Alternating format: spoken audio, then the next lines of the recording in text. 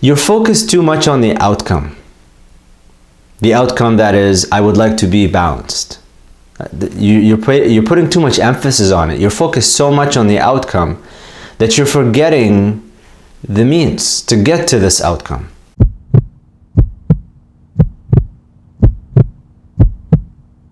Assalamu alaikum.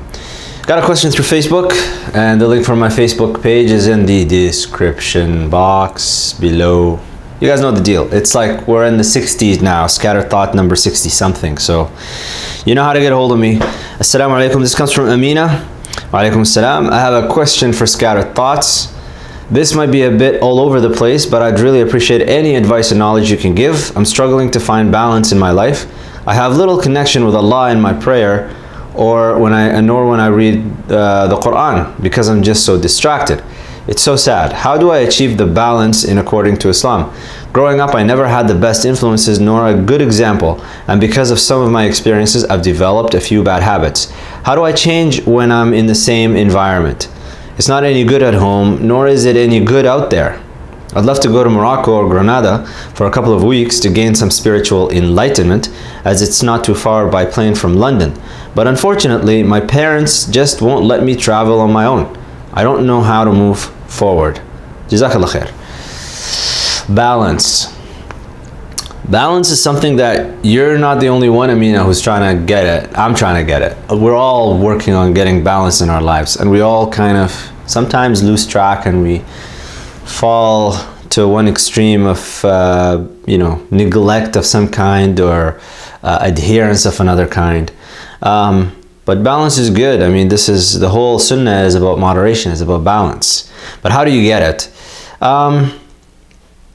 Well, first let me answer the question, and just a couple of thoughts about something you said in your message.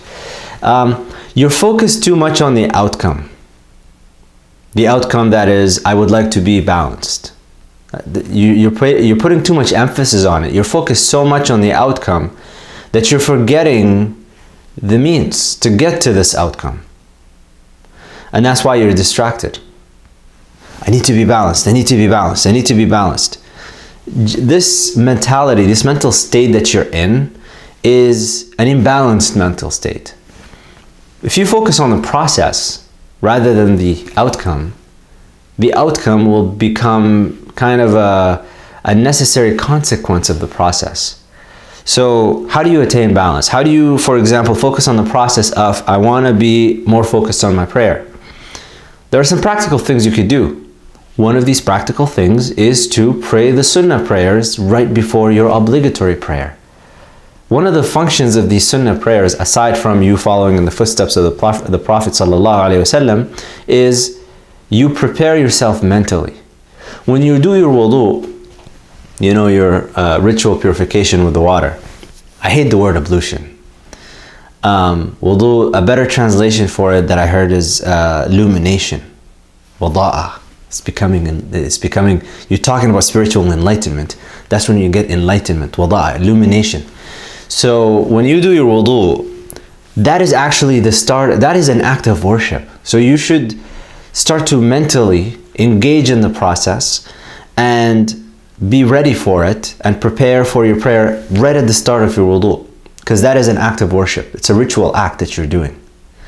And to imagine yourself as you are repeating the same actions that the Prophet ﷺ did. So you're doing these things. So you're getting into a state. You're starting to enter into the gates of now tranquility. And then you pray your sunnah prayer. You do just two rak'ahs. Start with just two rak'ahs. Don't overwhelm yourself. As the Prophet ﷺ said, أَوْغِلُ فِي هَذَا الدِّينِ بِرِفْقٍ. Delve into this religion gently. So you do your two rak'ahs, and now you're getting kind of prepared a little bit more. You're finding a little bit more peace. You're disconnecting from the world as you're entering into the act of worship. And then you pray your obligatory prayer. And as you're praying your obligatory prayer, you're working hard mentally, but not too much. And this is the point that you don't want to get too much into your head. And you don't want to make it into a routine. There is a balance in between where you're focused on the words of Allah subhanahu wa ta'ala as you're reciting them. And you're doing it in a kind of a comfortable pace, where you're not going too slow and you're not going too fast. And as you go into your different positions in your prayer, you're pausing for enough of a period of time that you are feeling a little bit of peace, tranquility for that period, and then you're getting up again. You're not spending too long. You're not doing your ruku', for example, for 5 minutes. You're going down into your ruku', you pause for a second, feel that pause, feel that tranquility, feel that Subhana Rabbi al-Azim, or feel that Subhanallah wa bihamdi, or Subhanallah. Feel that word that you're saying, and then you get up, Sami Allahu liman hamida, and then you go into that state. And then you're doing that across your prayer, throughout the whole prayer, and you're focusing on the process. Don't worry about the outcome so much, because the outcome is going to come naturally as part of you doing these things. If you keep focusing on, oh, I want to be like Sheikh so-and-so or Sheikha so-and-so in the way that they're being, and you're focusing on their state, you're ignoring, you're neglecting the things that they're doing before, the things that they don't do in front of you, the things that they do in the morning to get to that state. One huge important thing I could tell you that you should do is your Subh prayer, as some of you know it as Fajr, Malikis, we call it Subh. You pray it on time. Don't wait till the sun rises. Pray it on time. And when you pray it on time, afterwards sit down, even if it's for 10 minutes, 15 minutes, however long you can, but start off with a period of time that you know you can commit to. And stick to it, where you do the morning invocations, the morning supplications, the morning adhkar of the Prophet ﷺ. I'm going to link the Al-Wird al-Latif up here so you can listen to it. But this is a practice that I personally do every single morning. When I don't do it, I notice a difference in my day, even when I engage in the rest of my daily act of worship. And when I do it, I notice the tranquility that I gain from it. So you need to do something. You need to enact these things, but focus on the process and start off small and don't overwhelm yourself. Give yourself a routine that you know you can stick to, a period of time you know you can commit to, and go from there. Now, the other thing I just wanted to quickly, just in passing, mention about quote-unquote spiritual enlightenment. I would say don't focus on the spiritual. It's like the balance thing, the spiritual enlightenment. There's some ideas that some Muslims have now picked up, young Muslims generally, because of social media and all of that stuff, where the reason for worship is no longer about Allah subhanahu wa ta'ala. It's about a selfish desire to attain some spiritual enlightenment, to become to get a high from it. This is kind of new age religion that's just kind of crept in, the terminology that's crept into your vernacular, crept into your vocabulary, crept into the way that you speak about Islam. You don't worship Allah subhanahu wa ta'ala to feel good, in a sense of like feeling a high. That could come along with it, but that's not the reason why you're worshiping Allah subhanahu wa ta'ala. So I'll just a word of caution to watch out for these things. But you did pick up on something that is true, which is the idea that the context, the environment that you're in could help or deter you from getting to a position where you feel that balance, where you feel that connection with Allah subhanahu wa ta'ala. And we have examples of this across the seerah and across the hadith.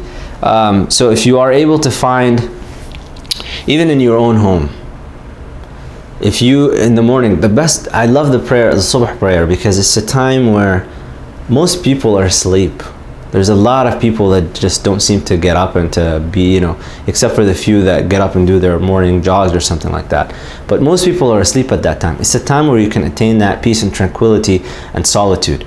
If you can focus on that and try to focus on the process of getting that, you'll find the rest of your daily prayers will start to improve on their own. But yeah, make your focus on the process, not the outcome. If you focus too much on the outcome, it's like people that do everything for money. They just work for money, they want to chase the money, it's all about the money. A lot of these people, it never works out. They start messing up and they start taking shortcuts and they start doing things that might be illegal and start cheating on their taxes and start doing all kinds of stuff because their end goal, that's what they're chasing. On the other hand, you listen to all of these ultra successful people that have really made it, and listen to their story and listen to why they did, how they got to where they got, and they all tell you, I never really was chasing the success and the fame and the money and all of these things. I was just focused on the process. The same thing actually applies to religion. focus on the process and you'll get there. But don't overwhelm yourself, Amina. It's not good. And don't get too hard on yourself. These things take time and it will come inshallah. سبحانك اللهم وبحمدك أشهد أن لا إله إلا أنت أستغفرك وأتوب إليك.